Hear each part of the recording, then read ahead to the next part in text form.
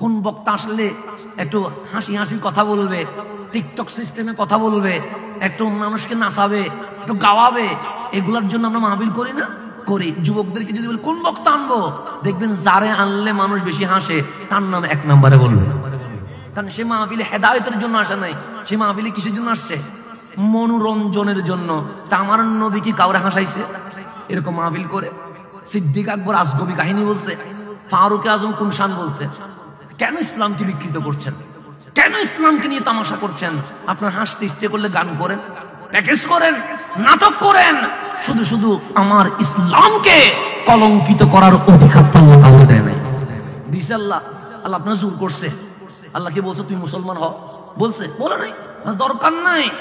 আল্লাযীনা ইউমিনুনা বিল গায়ব, আমার কোটি মানুষ লাগবে না, আমার 2-1 ওই রকম বান্দা লাগবে যারা মালিকরে কখনো দেখেও নাই, না দেখে ভালোবেসে আমি আল্লাহর দেওয়ানা হয়ে গেছে। আল্লাহ ওই রকম প্রেমিক খুঁজে, আল্লাহ কোটি মানুষ খুঁজে না। আপনার কে বলছে মুসলমান হইতে? বলে নাই আল্লাহ। আল্লাহ মুসলমান হওয়ার পরে নামাজ পড়তে বলছে, মুসলমান হওয়ার আগে নামাজের কথা বলছে? বলে নাই। কেন? আল্লাহ আপনাকে চাইও নাই।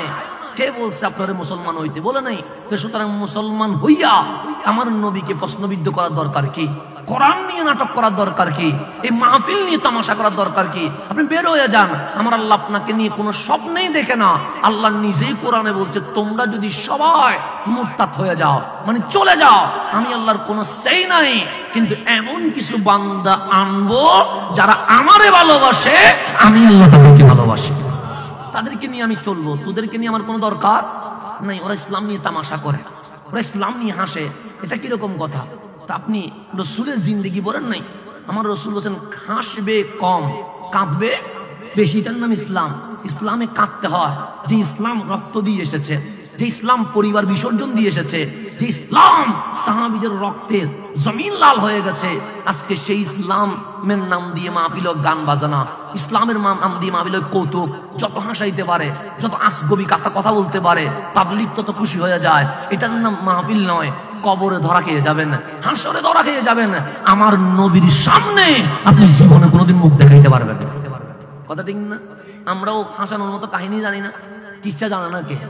কিচ্ছা তো আমরাও জানি, বললে এখানে বসতেও পারবেন না, চেয়ার সব ভাঙি পড়ে যাবে, এরকম কিচ্ছা আমরা জানি, কিন্তু বলবো না। কেন? কারণ আপনারে খুশি করে লাভ কি? কবরে তো আমার নবী নারাজ হয়ে যাবে। কথা ঠিক না?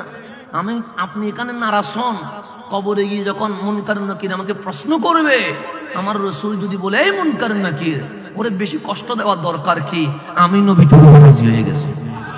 এটার চেয়ে বড় কিছু আর আসেনি নাই। সুতরাং এটার জন্য দৌড়েন। আপনি দুনিয়াতে কয় বছর থাকবেন? আজকে না হয় কালকে তো মরতে হবে, মরা ছাড়া কোনো উপায় আছে নাই। এখন আসলে সামনের দিকে যায়। যেটা বলতে লাগলাম, আমার রসুল হাসেন কম, কাঁদেন, কিন্তু আমার আল্লাহর ইচ্ছা আমার নবী হাসবে। কার ইচ্ছা?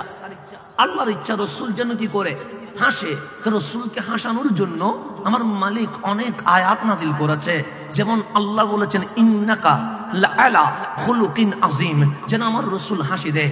আল্লাহ বলেছেন ওয়া রাফা'না লাকা যিকরাক, যেন আমার নবী হাসি দেয়। আল্লাহ আমার নবীকে হাসানোর জন্য বলছে সুবহানাল্লাযী আসরা বিআবদিহি লাইলাম মিনাল মাসজিদিল হারামি ইলাল মাসজিদিল আকসা। আমার নবীকে হাসানোর জন্য আল্লাহ বলছেন ওয়ান নাজমি ইযা হাওয়া।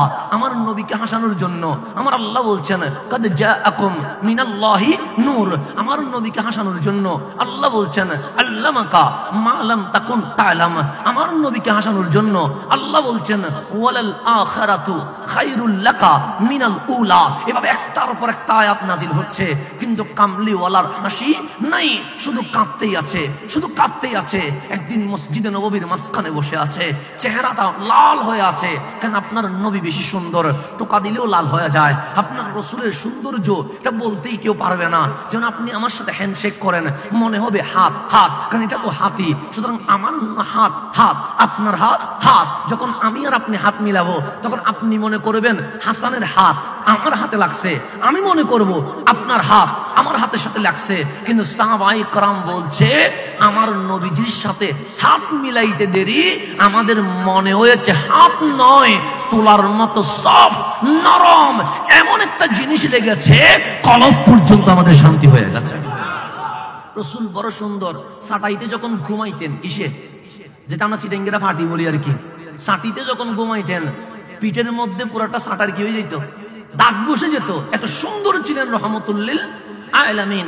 আমার নবী মসজিদে নববীর মাঝখানে বসে আছে, চুপটা পানিতে টল টল করছে। আল্লাহ বলে, ও জিবরিল, আমার নবী কত কষ্ট করছে, তাইফের জমিনে রক্তে লাল হয়ে গেছে। আমার নবী ইসলামের জন্য কত কষ্ট করেছে, খানাই কাবার সামনে উটের গুলি তুলে দিয়েছে। ও জিবরিল, আমার নবীটা কত কষ্ট করেছে, মক্কার জমিন ছেড়ে মদিনায় চলে এসেছে। ও জিবরিল, আমার নবীটা কত কষ্ট করেছে, উহুদের ময়দানে নিজের দন্দন মোবারক শহীদ করে দিয়েছে। আমি চাই আমার রসুল একটু হাসুক, কিন্তু এতগুলো আয়াত নাজিল করলাম, কামলিওয়ালা রসুল তো হাসে কম, কাঁদে বেশি। কিন্তু আজ এমন একটা নিয়ামত দিব, কামলিওয়ালা রসুল হাসবে। আল্লাহ বলে, ইন্না